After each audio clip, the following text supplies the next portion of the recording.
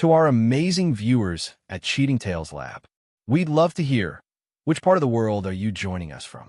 Let us know. Now, let's dive into today's story. Chapter 1. The Quiet Life. Simon Hanna adjusted his reading glasses and set down the morning newspaper on his kitchen table. The headline about a local business merger barely held his interest. At 52, he traded the adrenaline of covert operations for the peaceful rhythm of civilian life. His calloused hands, once steady on rifle triggers in hostile territories, now gripped coffee mugs and gardening tools.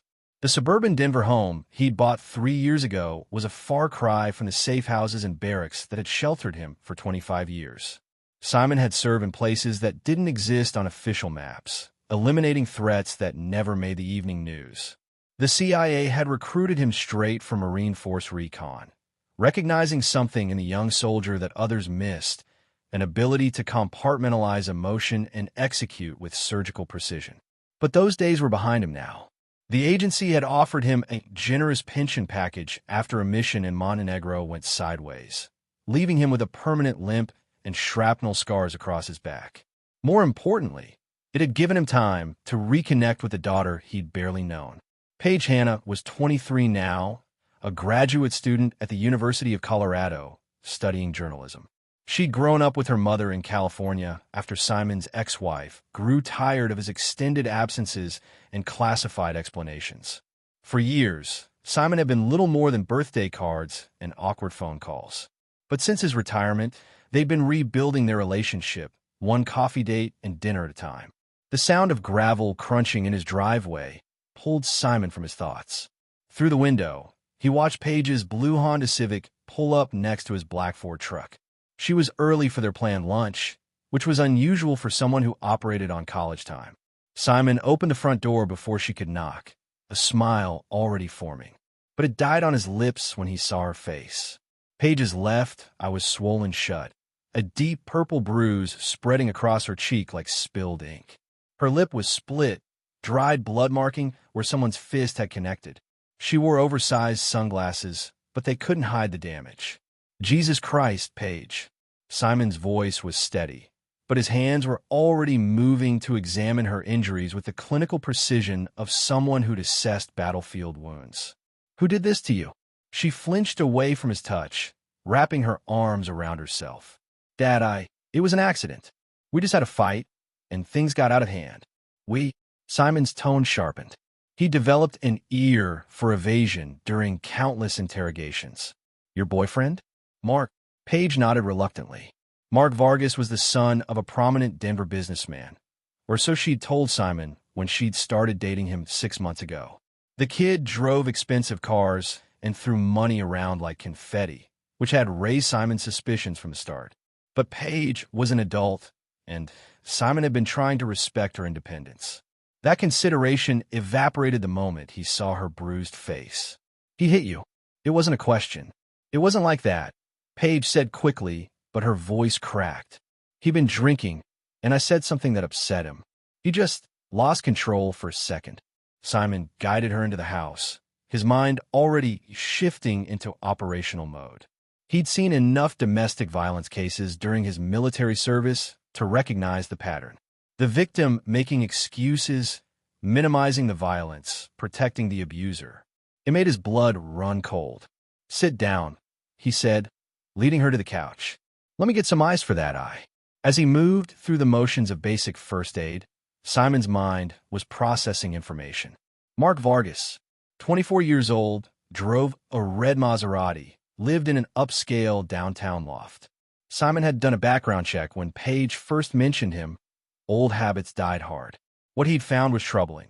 A sealed juvenile record, 2 assault charges that had been mysteriously dropped, and connections to his father's import business that seemed suspiciously profitable for someone who allegedly dealt in electronics. Paige, Simon said, sitting across from her with an ice pack wrapped in a dish towel. I need you to tell me exactly what happened, and I need you to tell me the truth. She looked up at him with her one good eye, and for a moment he saw the little girl who used to call him on Sundays, crying because she missed her daddy. The rage that had been building in his chest crystallized into something harder and more focused. something that men like Mark Vargas wouldn't see coming until it was far too late. Chapter 2. The Monster's Face. Paige's story came out in broken fragments over the next hour. She and Mark had been at his loft the night before, attending a party with his friends. Paige had been uncomfortable with the crowd. Too much cocaine being passed around, too many conversations about business that stopped when she walked by.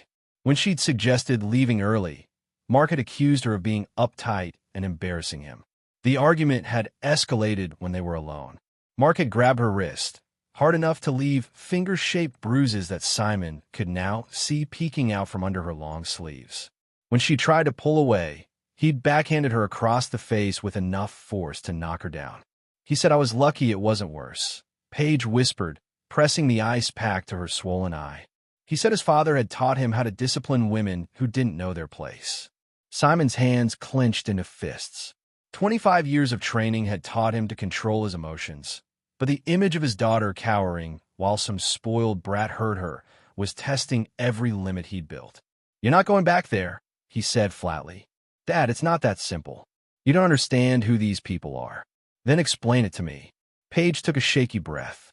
"Arturo Vargas isn't just a businessman. He's connected. Like, seriously connected.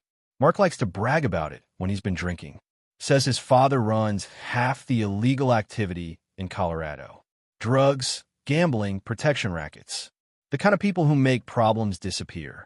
Simon absorbed this information without visible reaction. He'd suspected the Vargas family was dirty, but confirmation still sent a chill down his spine. Not because he was afraid. Simon Hanna had faced down cartel sicarios and terror cells without blinking, but because it meant Paige had been dating the son of a criminal who could make her life very difficult if she tried to leave. "Has Mark ever mentioned me to his father?" Simon asked. "I don't think so. Why would he? You're just my dad who works in security consulting." Paige had never known the true nature of Simon's government work. As far as she knew, he'd spent his career as a private contractor doing background checks and risk assessments. Simon's phone rang, interrupting his thoughts. The caller ID showed a number he didn't recognize, but something about the deliberate timing made his skin crawl. "Simon Hanna," he answered. "Mr. Hanna." The voice was heavily accented, carrying the authority of someone accustomed to being obeyed. "My name is Arturo Vargas. I believe you know my son, Mark." Simon's eyes met Paige's across the room. She'd gone pale, somehow knowing who was on the other end of the line. "I know of him," Simon replied carefully. "Good. Then you understand why I'm calling. Your daughter disrespected my boy last night, made him look foolish in front of his associates. This cannot stand." The casual arrogance in Vargas's tone made Simon's jaw clench. "Is that so?" "Indeed. Paige will return to Mark today and apologize for her behavior.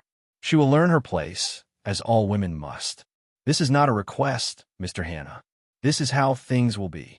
Simon looked at his daughter's bruised face and felt something cold settle in his chest. Something he hadn't felt since his last mission in Montenegro, when he tracked down the war criminal who'd been selling children to human traffickers. "And if she doesn't?" Simon asked, his voice deadly quiet.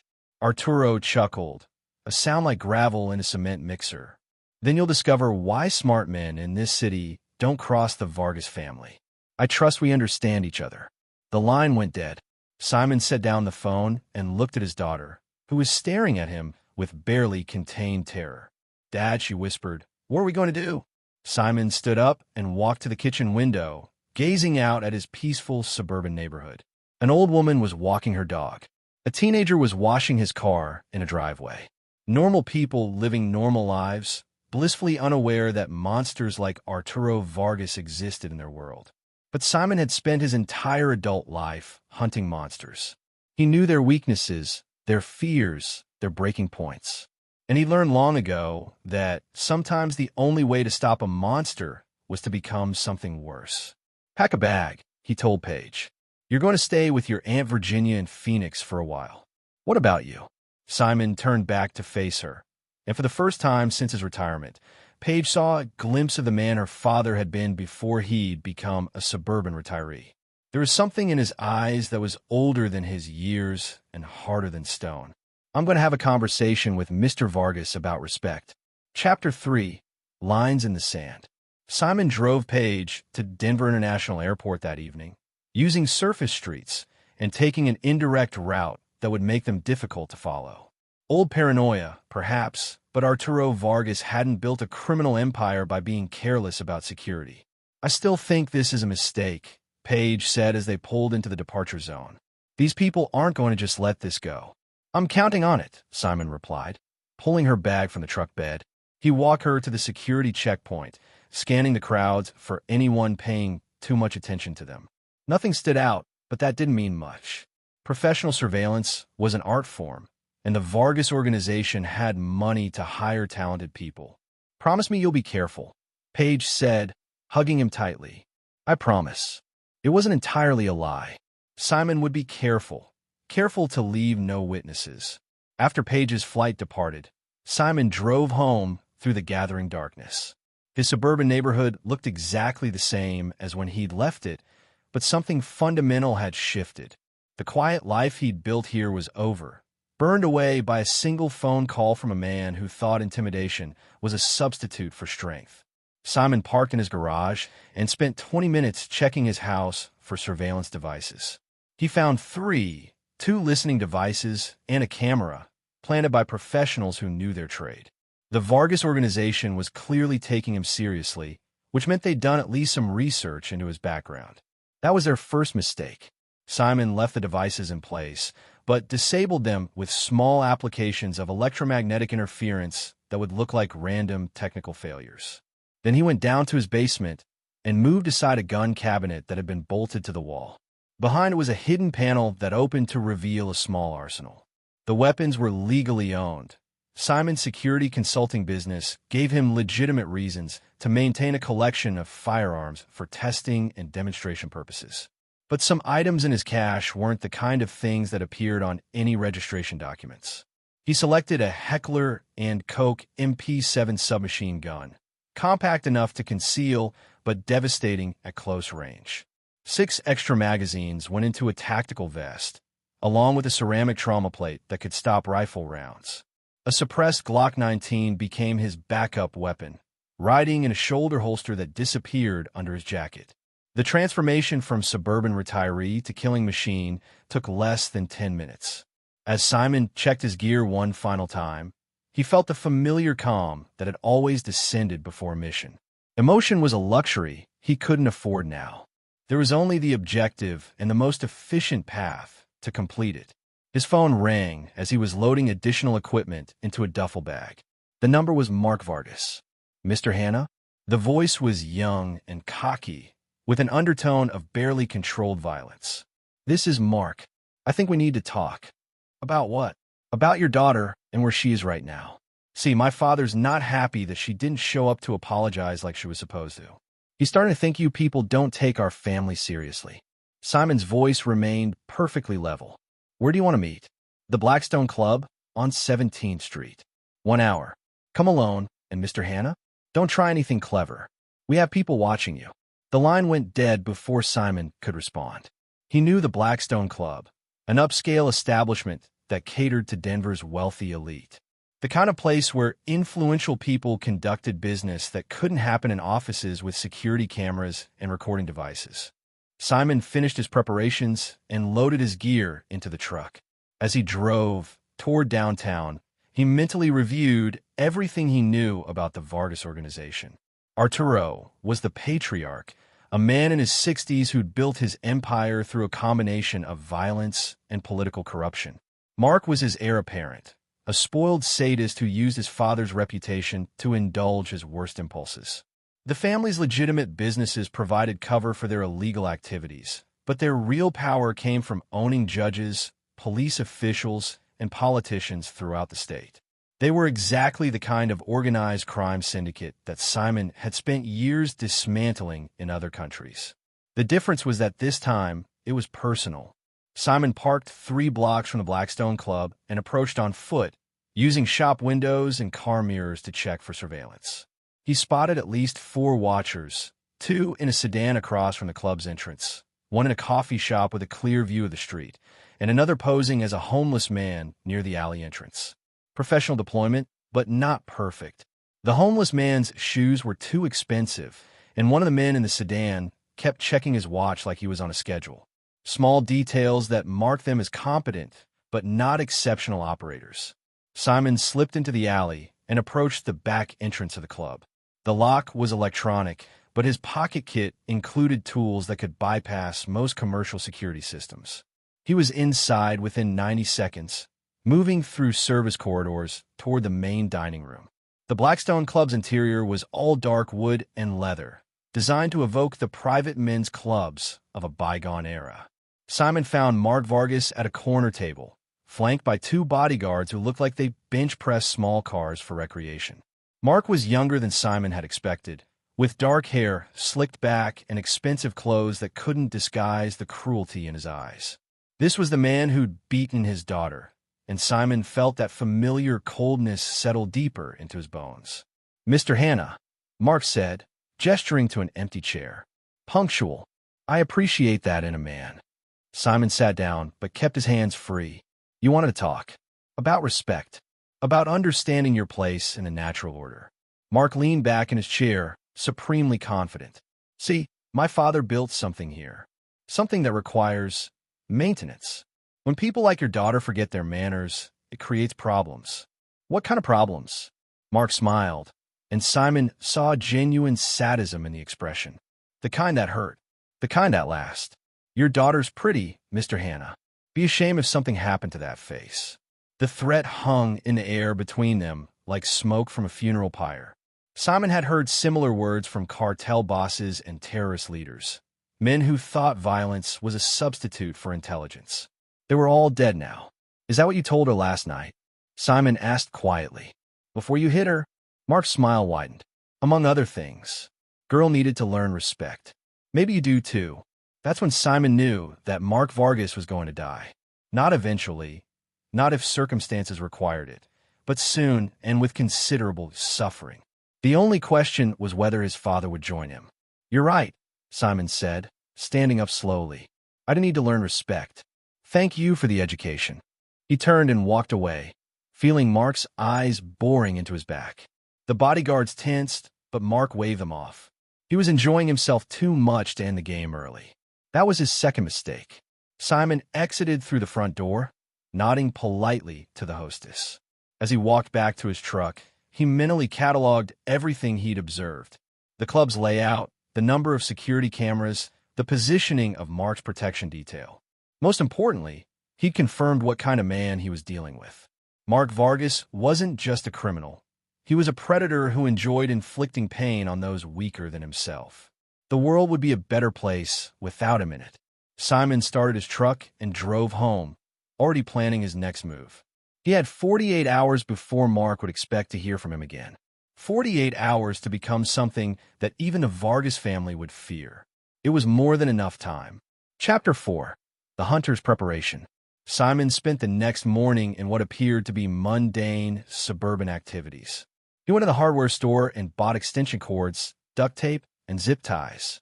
He visited a sporting goods shop for camping gear and emergency supplies. To any observer, he looked like a middle-aged man preparing for a weekend in the mountains.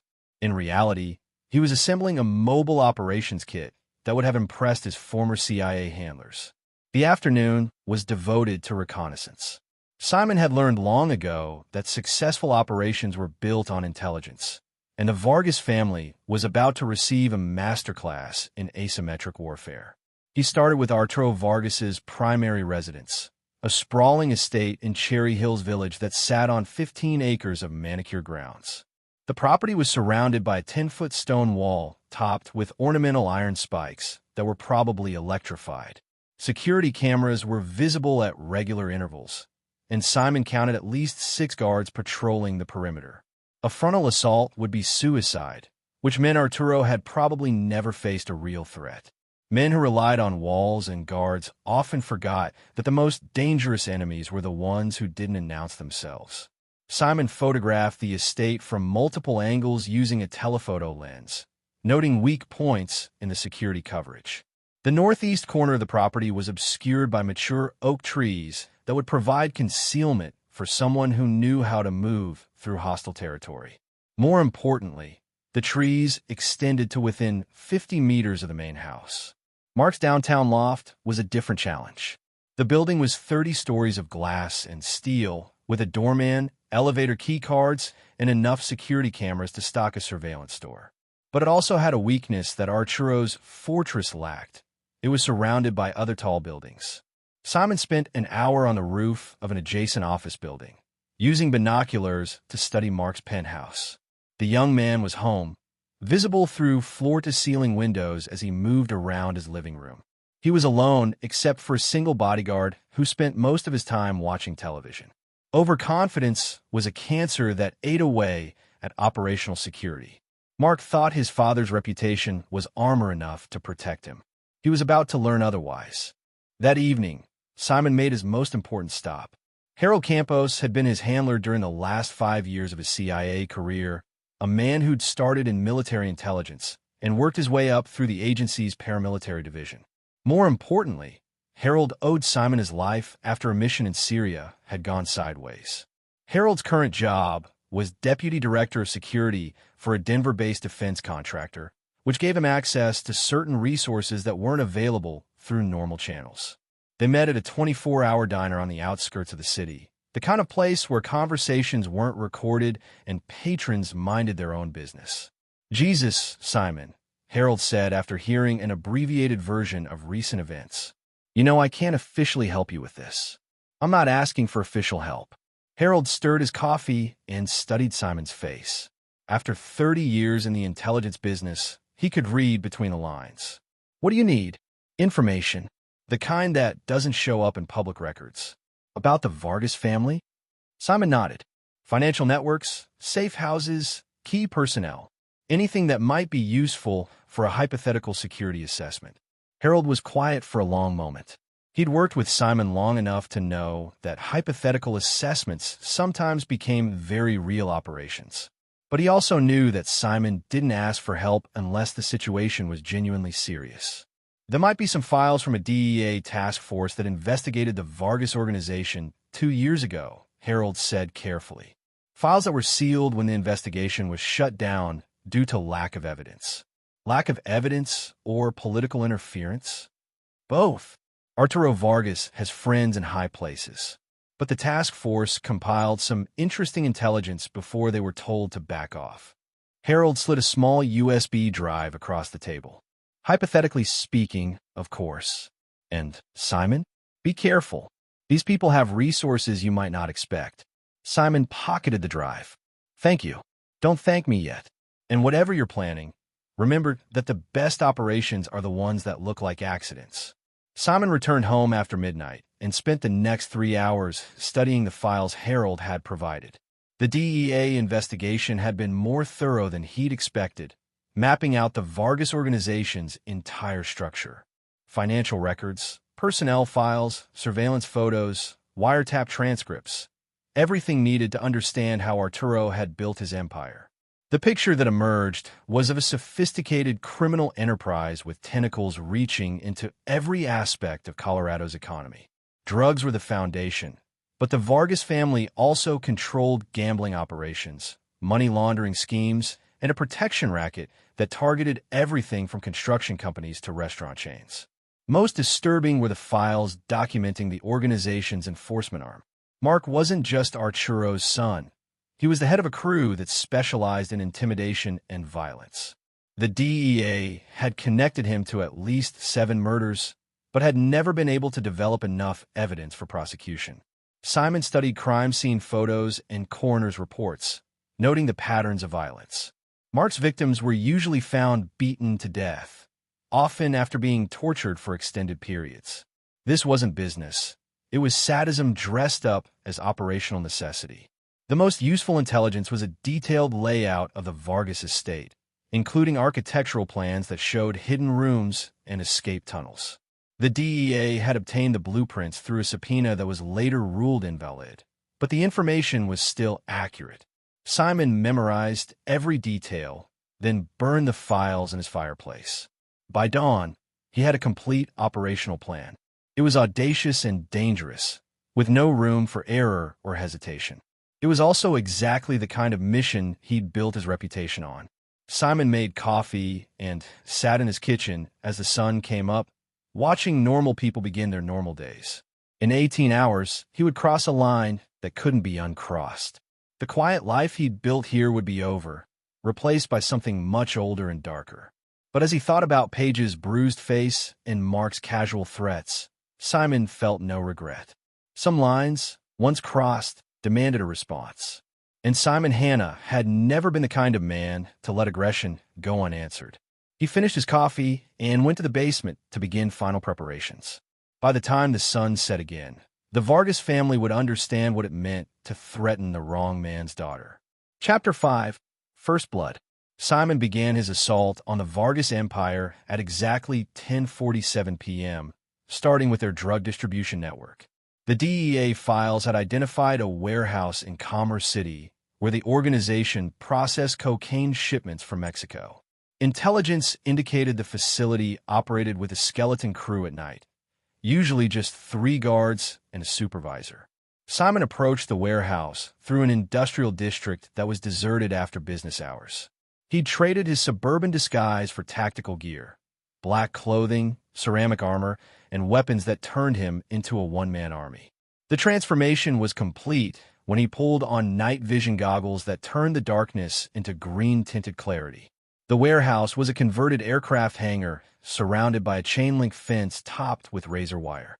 Simon cut through the fence using military-grade bolt cutters, creating an entry point that would be invisible from the guard posts. The exterior cameras were on predictable rotation schedules, leaving blind spots that he navigated with practiced ease. The first guard never saw him coming. Simon approached from behind and applied a blood choke that rendered the man unconscious in seconds. He zip-tied the guard's hands and feet, then dragged him into a storage closet. The second guard went down the same way, caught while making his rounds through the packaging area. The third guard was more alert, but alertness was no match for superior training. Simon used a suppressed pistol to put him down with a single shot to the center of mass. Clean, quiet, and efficient. The supervisor was in the office, counting money and sampling product. Simon entered without knocking. "Don't move," he said, training his pistol on the man's chest. The supervisor was in his 40s, with prison tattoos and the kind of scarred face that came from years of violence. But there was genuine fear in his eyes as he stared at the dark figure who'd materialized in his office. "Who are you?" he whispered. "Someone who wants to send a message to Arturo Vargas." Simon spent the next 20 minutes gathering intelligence. The supervisor, whose name was Jake Porter, proved surprisingly cooperative when faced with the alternative of immediate death. He provided details about shipment schedules, financial procedures, and the names of other Vargas facilities throughout the state. When Simon had extracted everything useful, he put a bullet through Porter's head and began setting charges throughout the warehouse. The explosives were small but precisely placed, designed to create maximum destruction while minimizing the risk to nearby buildings. Simon was 3 blocks away when the warehouse erupted in a fireball that lit up the night sky. Fire department sirens were already wailing in the distance as he drove toward his next target. The Vargas organization operated a high-end gambling den in a converted warehouse near downtown Denver. Unlike the drug facility, this location catered to wealthy clients who expected luxury along with their illegal entertainment. According to the DEA files, Mark Vargas frequently visited the club to collect tribute and terrorize the staff. Simon parked in an alley and approached on foot, using service tunnels that connected to the building's basement. The gambling den security was focused on preventing robbery and monitoring patrons. They weren't prepared for a military-style assault from below. He entered through a steam tunnel that connected to the building's heating system. The basement was full of electrical equipment and storage areas, exactly as the architectural plans had indicated. Simon moved through the mechanical spaces until he found access to the club's main floor. The gambling den was everything he'd expected from an upscale criminal operation. Elegant decor, beautiful dealers, and the kind of patrons who drove cars worth more than most people's houses. Poker games with 6-figure pots were running at several tables, while a high-stakes dice game drew crowds of spectators. Simon positioned himself in the balcony area, using the shadows and crowd noise to mask his presence. He wasn't here to rob the establishment, or harm innocent bystanders. He was here to deliver a very specific message. Mark Vargas was holding court at a corner table, surrounded by associates who laughed at his jokes and nodded at his pronouncements. He was drunk and loud, regaling his audience with stories about keeping bitches in line. Simon listened for 5 minutes, confirming everything he'd suspected about the man's character. When Mark finally stood to visit the men's room, Simon made his move. The bathroom was empty except for Mark, who was too intoxicated to notice Simon's approach until it was far too late. A precisely applied chokehold rendered him unconscious within seconds. Simon zip-tied his hands and feet, then dragged him into a storage room adjacent to the restroom. Mark came around 10 minutes later to find himself bound to a metal chair with Simon sitting across from him.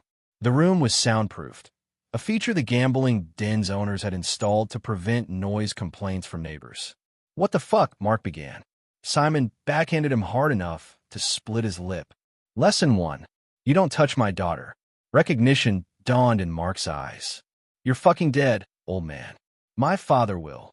Another slap, harder this time. "Your father just lost $1 million worth of product and his primary distribution center. That's the price of disrespecting my family." Mark's bravado cracked slightly. The warehouse explosion had been visible from downtown, and news was probably already spreading through the organization's communication networks. "You don't know who you're fucking with," Mark snarled, but there was uncertainty in his voice now. Simon leaned forward until their faces were inches apart. "I know exactly who I'm dealing with. A spoiled child who thinks daddy's reputation makes him untouchable. A coward who beats women because he's too weak to face real opposition." He stood and drew a tactical knife from his belt. Mark's eyes went wide with terror. "Please," he whispered. "I'll pay you. Whatever you want. I don't want your money." Simon grabbed Mark's left hand and positioned the knife above his pinky finger. "I want you to understand consequences." The blade came down with surgical precision, severing the finger at the middle joint.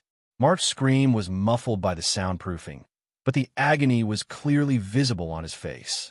"That's for touching her," Simon said calmly. "This is for threatening her." The ring finger went next, followed by a methodical explanation of what would happen if Mark ever came near Paige again.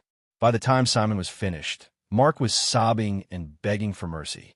"Tell your father that Simon Hanna sends his regards," Simon said, cutting Mark's bonds.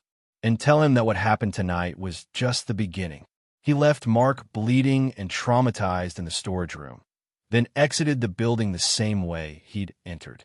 The gambling den security would find their boss's son eventually, but not before Simon was long gone.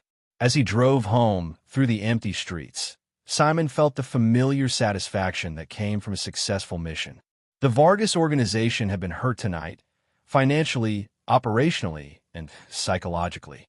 But more importantly, they now knew they were dealing with someone who wouldn't be intimidated or deterred. The war had begun in earnest, and Simon Hanna intended to win it. Chapter 6. Escalation.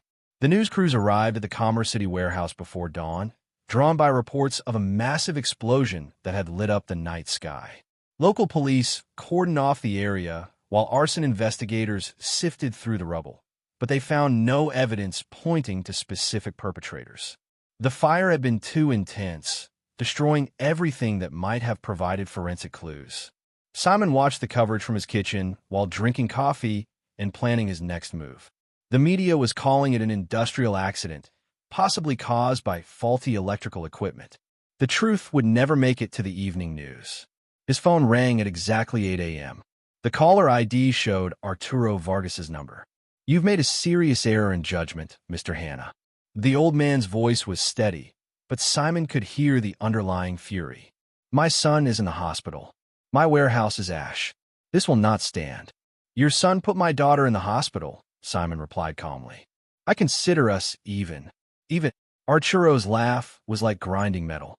"You cost me millions of dollars in product and infrastructure. You torture my heir. There is no world in which we are even." Simon had expected this reaction. Men like Arturo Vargas were ruled by pride and reputation. Any challenge to their authority had to be answered with overwhelming force, or else they risked appearing weak to their subordinates. "What do you propose?" Simon asked. Surrender. Come to my estate unarmed, and I'll make your death quick. Refuse, and I'll hunt down everyone you've ever cared about, starting with your daughter. The threat was delivered with casual confidence, as if Arturo couldn't imagine any other outcome. He'd built his empire by convincing people that resistance was futile, that crossing the Vargas family meant inevitable destruction. He was about to learn otherwise. I'll be there tonight, Simon said. Midnight. Wise choice. And Mr. Hanna? Come alone. The line went dead, leaving Simon alone with his thoughts. Arturo expected him to arrive as a beaten man, ready to accept whatever punishment the crime boss decided to inflict. Instead, he would face the most dangerous enemy of his long and violent career. Simon spent the afternoon in final preparations. He field-stripped and cleaned his weapons, checked his equipment, and reviewed the estate's architectural plans one last time. The DEA files included detailed information about Arturo's security arrangements, including guard rotations, camera positions, and the location of safe rooms. Most useful was intelligence about the estate's hidden tunnel system. Arturo had commissioned the construction of several escape routes when he'd built the house, paranoid about potential raids by law enforcement or rival criminal organizations. The tunnels were his insurance policy against disaster. Tonight, they would become his tomb. Simon left his house at 10 p.m., driving through Denver's suburban sprawl toward the exclusive enclave where Colorado's wealthiest residents lived behind gates and walls. The Vargas estate occupied prime real estate in Cherry Hills Village, a fortress of stone and steel that proclaimed its owners' power and wealth. He parked 2 miles away and approached on foot, using drainage ditches and tree lines to avoid the security cameras that monitored the surrounding area. The estate's perimeter was lit by floodlights, but Simon had learned to move through hostile territory during his years with the agency. Light and shadow were tools to be manipulated, not obstacles to be feared. The northeast corner of the property offered the best approach, just as his earlier reconnaissance had indicated. The oak trees provided concealment up to the wall itself, where Simon used a grappling hook to scale the stone barrier. He dropped into the estate's grounds at 11:43 p.m., 17 minutes before his scheduled appointment. The grounds were patrolled by 6 guards armed with assault rifles and equipped with radio communication. Simon neutralized them one by one, using his suppressed pistol and knife to eliminate threats without alerting the main house. The work was methodical and efficient, drawing on skills that had been honed in a dozen different countries. By midnight, the exterior security was gone, and Simon was positioned outside the main house. Through the windows, he could see Arturo Vargas waiting in his study, flanked by 4 bodyguards. The crime boss was dressed in an expensive suit, sitting behind a mahogany desk like a king holding court. Simon checked his weapons one final time, then entered the house through a basement window that connected to the tunnel system. The underground passages were exactly as the DEA plans had indicated, narrow concrete corridors that snaked beneath the estate like arteries in a body. He made his way to the tunnel entrance closest to Arturo's study, then began his assault on the main house. The first bodyguard went down to a knife thrust between the ribs, quiet and fatal. The second died when Simon snapped his neck from behind, using leverage and technique rather than brute strength. The remaining guards finally realized they were under attack when Simon kicked down the study door, but their training was no match for his experience. Military-grade tactics and superior firepower ended the fight in less than 30 seconds. When the gunfire stopped, Arturo Vargas was alone with the man who destroyed his empire in a single night. Impossible, the old crime boss whispered, staring at the bodies of his supposedly elite security team. Simon stepped over the corpses and approached the desk, his rifle trained on Arturo's chest. Your son thought the same thing, right up until I started cutting off his fingers. Arturo's composure cracked slightly. What do you want? Justice. For my daughter and every other person your family has hurt. You're just one man. You can't destroy everything I've built. Simon smiled, and there was nothing human in the expression. Watch me. The conversation that followed was brief and one-sided. Simon explained exactly what he'd done to the Vargas organization over the past 48 hours, including the warehouse destruction and Mark's mutilation. But more importantly, he revealed what was coming next. I've spent 25 years learning how to dismantle criminal enterprises, Simon said. I know where you keep your money, who you bribe, and how your operations function. By tomorrow morning, the FBI will have enough evidence to put your entire organization in federal prison. You're bluffing. Simon produced a USB drive from his pocket. Financial records, communication intercepts, personnel files. Everything my former colleagues need to roll up your network. The only question is whether you'll be alive to see it happen. Arturo's face went pale as he realized the scope of what he was facing. This wasn't just a grieving father seeking revenge. It was a professional intelligence operative conducting a systematic operation. Please, he whispered, I have grandchildren. Simon thought about Paige's bruised face and Mark's casual threats. You should have considered that before threatening mine. The single gunshot echoed through the mansion like thunder. When the police arrived 30 minutes later, they found Arturo Vargas dead at his desk and 17 bodyguards scattered throughout the estate. The scene looked like a war zone, but there were no witnesses and no useful forensic evidence. The investigation would continue for months, but it would never identify the perpetrator. Simon Hanna had vanished into the night like smoke, leaving behind only the destruction of Colorado's most powerful criminal family. By dawn, he was already planning his next move. Because while Arturo was dead and Mark was crippled, the Vargas organization still had loyal soldiers who would seek revenge. The war wasn't over. It was just entering a new phase. And Simon Hanna had never lost a war. Chapter 7. The Reckoning Begins. The news of Arturo Vargas's death sent shockwaves through Denver's criminal underworld. By morning, every ambitious lieutenant and rival organization knew that the city's most powerful crime family had been decapitated in a single night. The media called it a gang war, but those in the business understood the truth. Someone had declared war on the Vargas empire and won the opening battle. Simon watched the coverage from a motel room in Aurora, using a fake identity he'd maintained since his CIA days. The morning news showed aerial footage of the estate, police vehicles, and body bags being loaded into coroner's vans. 17 dead, including Colorado's most feared crime boss. The investigation was being led by a joint task force of FBI agents and local detectives. But Simon knew they'd find nothing useful. His phone buzzed with a text message from an unknown number. We know who you are. We're coming. Simon deleted the message and began planning his response. The Vargas organization was wounded, but not dead. Mark was alive and would inherit what remained of his father's empire, along with a burning desire for revenge. The mutilated heir would rally the remaining soldiers and come for the man who'd humiliated him. That was exactly what Simon was counting on. He drove back to his house in suburban Denver, using counter-surveillance techniques to ensure he wasn't followed. The neighborhood looked peaceful in the morning sunlight. Soccer moms driving to school pickup, retirees working in their gardens, teenagers walking dogs. Normal people living normal lives, unaware that a war was being fought in their midst. Simon's house had been searched while he was away. The intruders were professionals, but they'd left subtle traces that told him everything he needed to know. Furniture slightly out of place, dust patterns disturbed, electronic devices that had been examined and replaced. The Vargas organization had sent a technical team to gather intelligence about their enemy. They'd found nothing useful. Simon's suburban identity was carefully constructed but ultimately hollow. The real intelligence was stored in his memory, and a few encrypted files that would be meaningless to anyone without the proper context. But the search attempt told him that Mark was thinking tactically despite his injuries.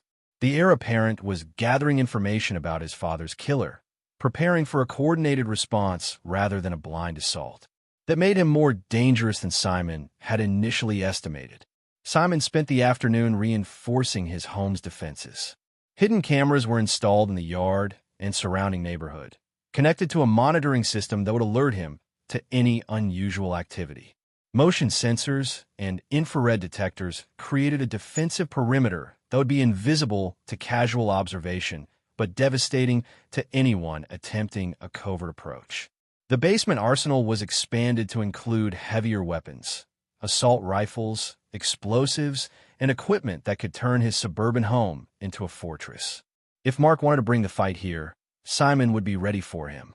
As evening approached, Simon received another text message. Tomorrow night. The Warehouse District.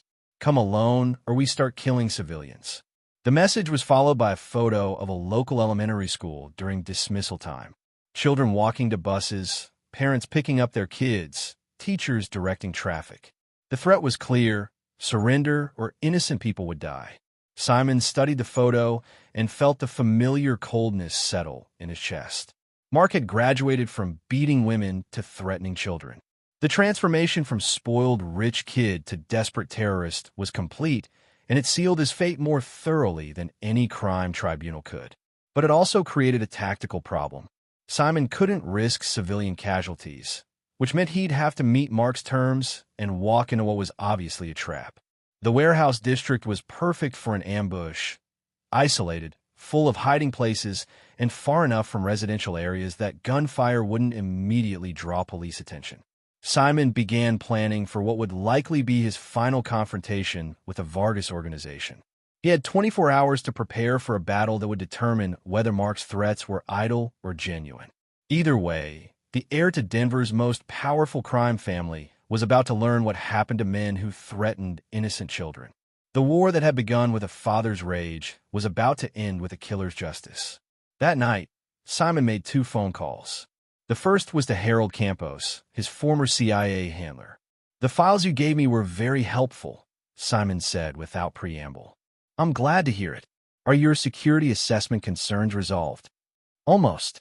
But I wanted you to know that there might be some cleanup required in the next 48 hours.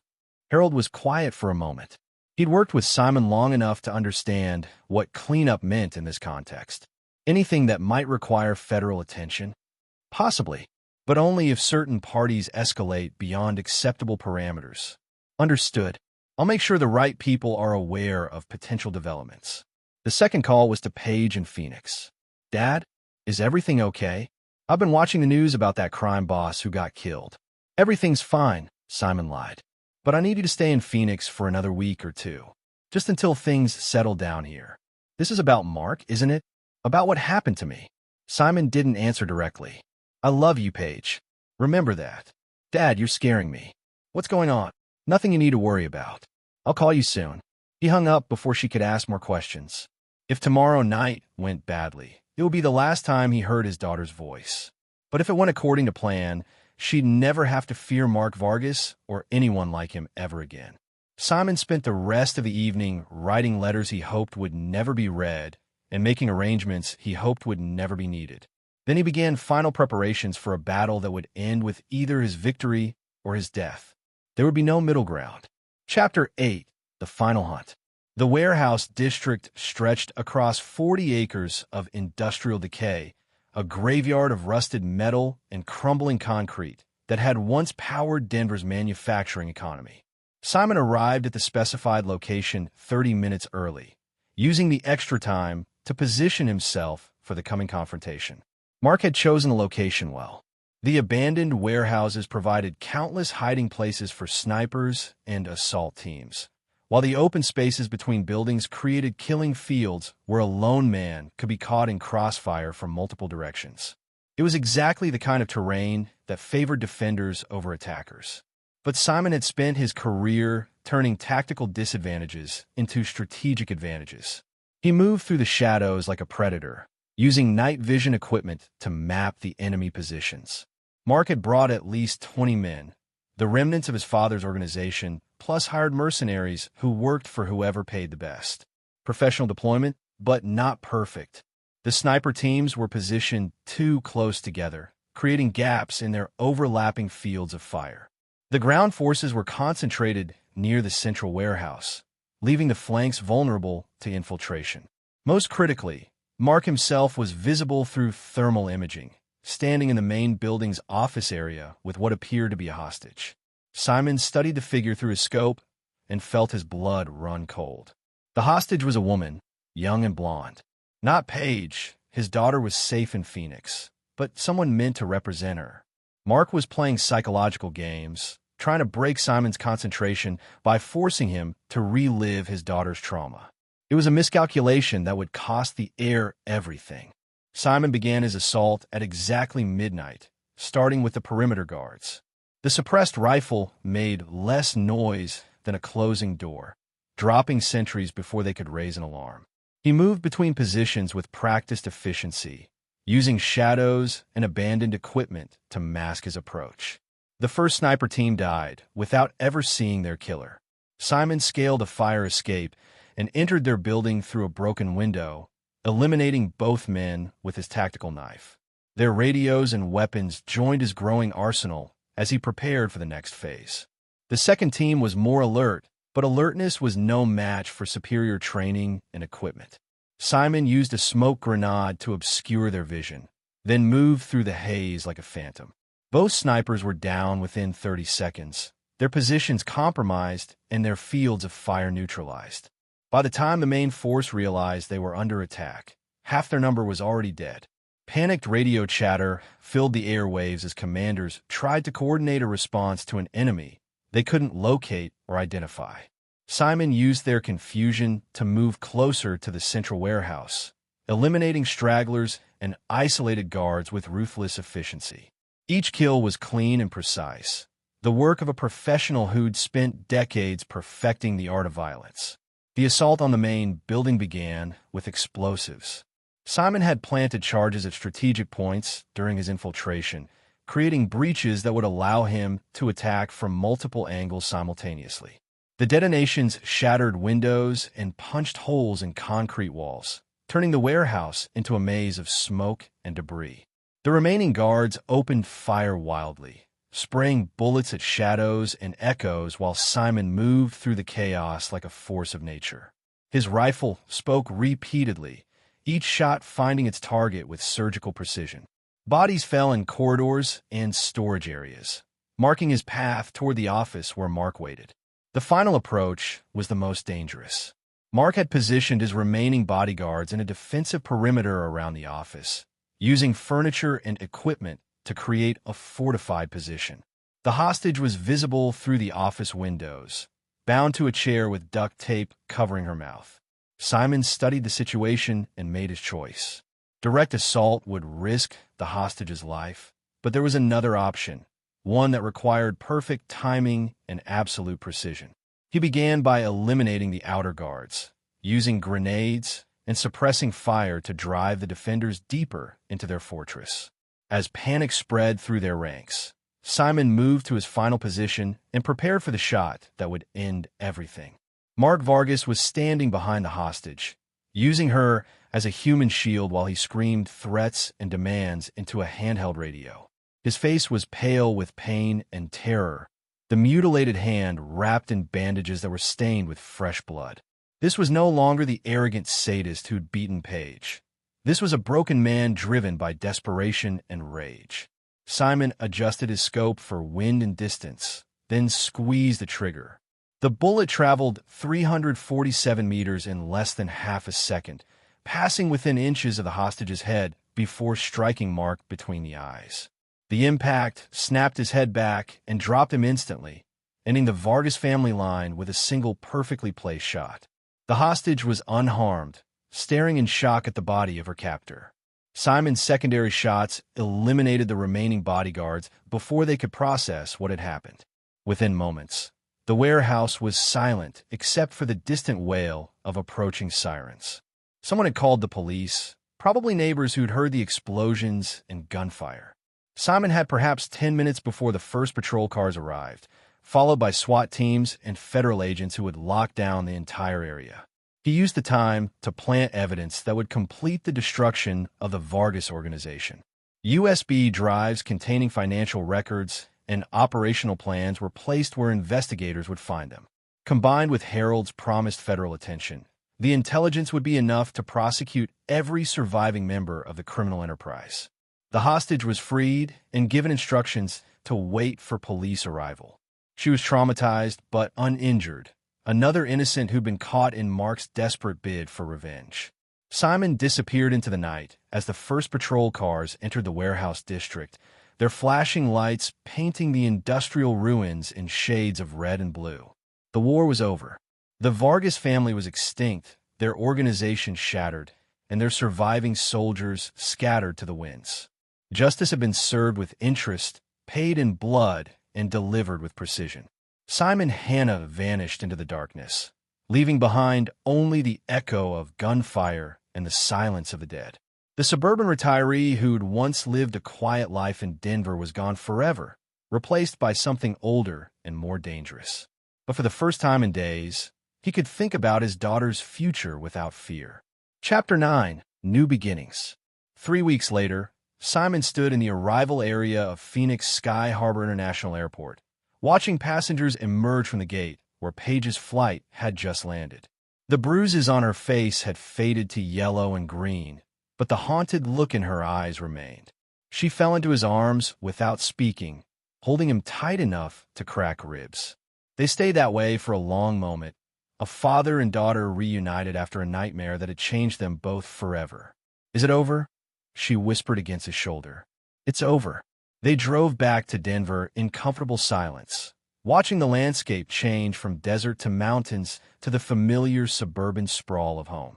The news had covered the Warehouse District shootout extensively, calling it the final chapter in a gang war that had claimed dozens of lives. Mark Vargas was dead, his father's organization dismantled, and their surviving associates either in federal custody or fled to other states. The Vargas name had become synonymous with violence and failure, a cautionary tale about the price of crossing the wrong man's family. "What happened to you out there?" Paige asked as they pulled into Simon's driveway. He considered several answers before settling on the truth. "I remembered who I used to be. And now." They spent the evening talking about her plans to finish graduate school and his intention to sell the house and move somewhere new. Denver held too many memories now, too many ghosts that would never let them live in peace. "Where will we go?" Paige asked. "Wherever you want. I'm retired, remember? My schedule is completely flexible." She smiled for the first time in weeks, and Simon felt something settle in his chest that he'd thought was lost forever. His daughter was safe, her tormentors were dead, and they had time to rebuild their relationship without the shadow of violence hanging over them.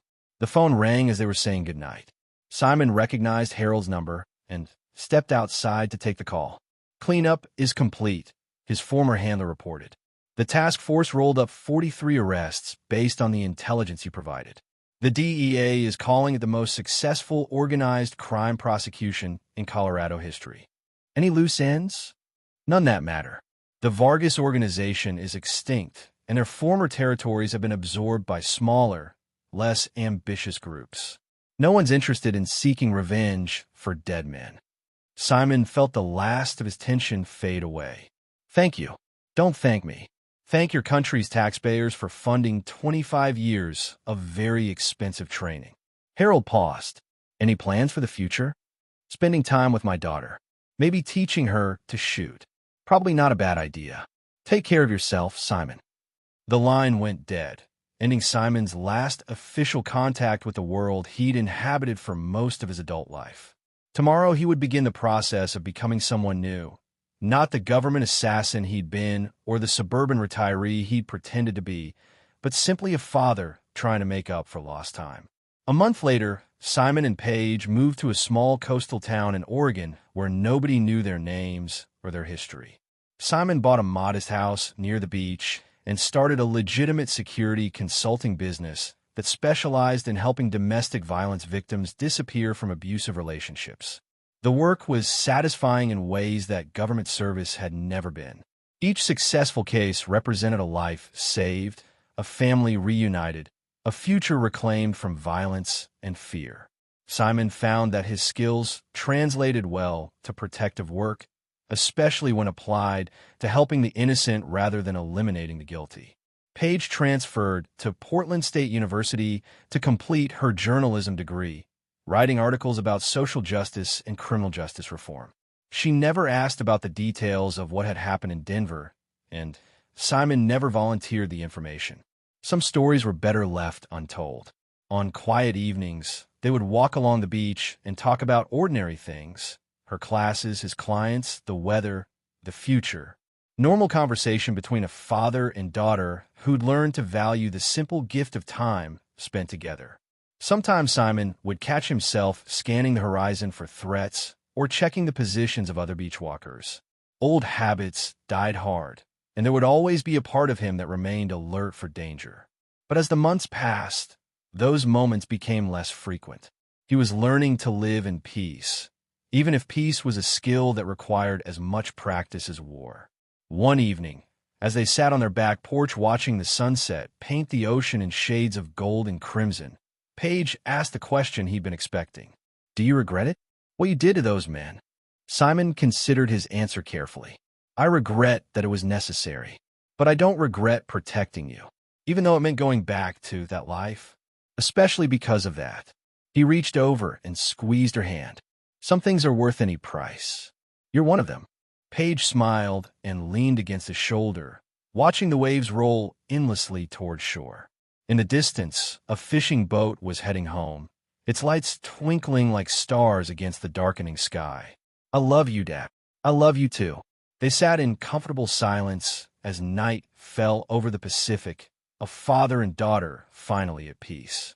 The monsters were dead, the nightmares were over, and tomorrow would bring nothing more dangerous than coffee and conversation. For Simon Hanna, it was more than enough. Behind them, the house stood quiet and secure, its windows glowing with warm light. No guards patrolled the perimeter, no cameras watched the shadows, no weapons waited in hidden caches. This was home in the truest sense, a place where love mattered more than violence, where the future held promise instead of threat. The war was over, and the good guys had won. In the end, that was all that mattered. This is where our story comes to an end. Share your thoughts in the comments section. Thanks for your precious time. If you enjoyed this story, then please make sure you subscribe to this channel. That would help me a lot. Click on the video you see on the screen, and I will see you there.